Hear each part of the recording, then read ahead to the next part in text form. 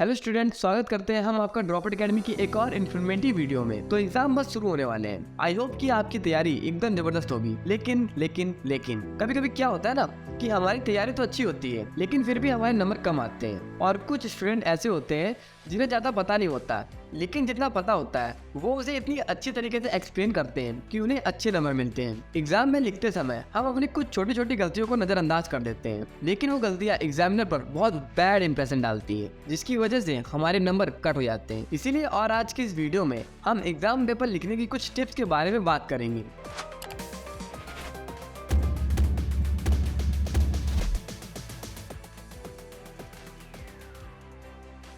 तो ज्यादा देरी ना करते हुए टिप नंबर 1, सबसे पहले बात करते हैं 1 मार्क्स वाले क्वेश्चन की। तो ये क्वेश्चन थोड़े ट्रिकी होते हैं। ध्यान रखिए कि आप इनके आंसर को ज्यादा बड़ा ना रखें। ज्यादा से ज्यादा इन क्वेश्चन के आंसर को 1 या 2 लाइन का रखें, और अगर इसमें डेफिनेशन पूछी जा रही है तो इसमें एग्जाम्पल जरूर ऐड करें।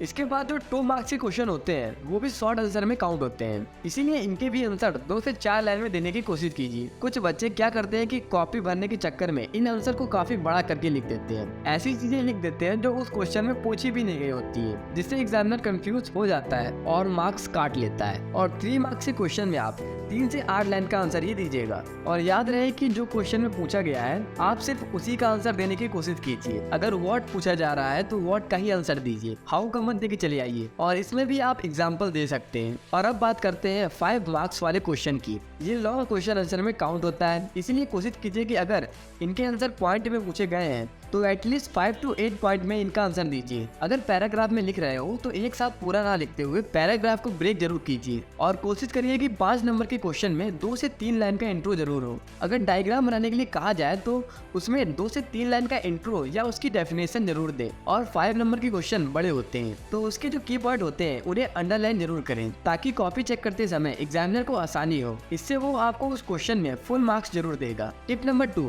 ये टिप आपको मैथ और फिजिक्स के पेपर में काम आएगी। मैथ के पेपर में हमेशा सवाल पूछे जाते हैं और फिजिक्स में न्यूमेरिकल। तो ऐसे में आप इसके क्वेश्चन सॉल्व करते वक्त साइड में आपने उसमें जो फॉर्मूले यूज किए हैं उसे भी लिख दीजिए। इससे क्या होगा कि जब एग्जामिनर आपकी कॉपी चेक करेगा तो उसे साफ साफ पता चल जाएगा कि आपने उस सवाल में कौन कौन से फॉर्मूले यूज किए हैं। और खासकर जो सवाल बड़े होते हैं उसमें एग्जामिनर आपके फॉर्मूले और आपके आंसर को देखकर आपको पूरे नंबर दे देगा। और इससे अगर आपने उस सवाल को सॉल्व करने में कुछ मिस्टेक भी की होगी तो भी आपको पूरे नंबर मिल जाएंगे। और हाँ, अगर कोई सवाल नहीं आ रहा है लेकिन आपको उस सवाल में कौन सा फॉर्मूला यूज होगा ये पता है तो एटलीस्ट उस फॉर्मूले को ही लिख देना, सवाल छोड़कर मत चले आना। टिप नंबर 4, आपको एग्जाम में कोई भी क्वेश्चन छोड़कर नहीं आना है। आपको उस क्वेश्चन के बारे में जितना आता है उतना ही लिखो, लेकिन लिखना जरूर। दोस्तों, होता क्या है कि हम लोग एग्जाम के एक दिन पहले इतना कुछ पढ़ लेते हैं कि वो सब हमारे दिमाग में ब्लेंड हो जाता है और टाइम भी कम होता है। इस वजह से जिस क्वेश्चन में हमें कॉन्फिडेंस होता है हम उसे भी छोड़ देते हैं। देखो, पहले जो कुछ आता है उसे कर लो, उसके बाद जितने क्वेश्चन छोड़े हैं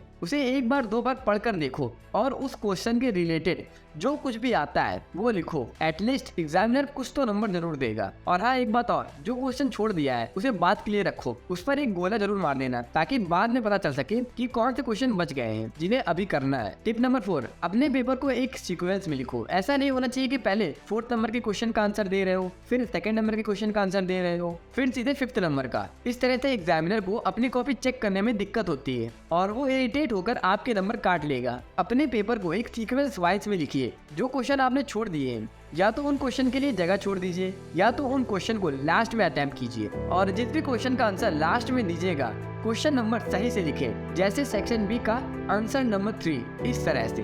tip number 5, maintain spacing. Paper में ज्यादा पास ना लिखिए, वर्ड्स के बीच स्पेसिंग को मेंटेन जरूर रखिएगा, जिससे आपकी कॉपी देखने में अच्छी लगे। और हर क्वेश्चन का आंसर लिखने के बाद 3 से 4 लाइन छोड़कर दूसरे क्वेश्चन का आंसर लिखना शुरू कीजिए। अब बात करते हैं कुछ मिस्टेक्स की जो कि आपको नहीं करना है। क्या होता है कि कुछ बच्चे कॉपी भरने के लिए पेपर के दोनों तरफ बॉर्डर बना देते हैं। आपको ऐसा नहीं करना है, कॉपी के सिर्फ एक तरफ ही बॉर्डर बनाना है जहाँ आपको नंबरिंग डालनी हो। आंसर भी पूरा हो जाने के बाद नीचे एक मार्कर से लाइन जरूर खींचिए। और जब भी आपका कोई वर्ड गलत हो जाए तो उसे एक स्ट्रेट लाइन से कट करें, उसे रंगने ना बैठ जाए। और पूरा एक पेज ही गलत हो जाए तो पूरे पेज पर एक लाइन से कट करें। और एग्जाम में जेल पेन का यूज ना करें, डॉट पेन का यूज करें। और पेन को अच्छी तरह से चेक कर लें कि उससे इंक फैल तो नहीं रही है। और बोर्ड एग्जाम वाले अपने एग्जाम सेंटर को एक बार चेक कर लें, जाकर उनसे देखा है, ताकि आपको पता चल जाए कि वो कितनी दूर है और आपको अपने घर से कब निकलना है।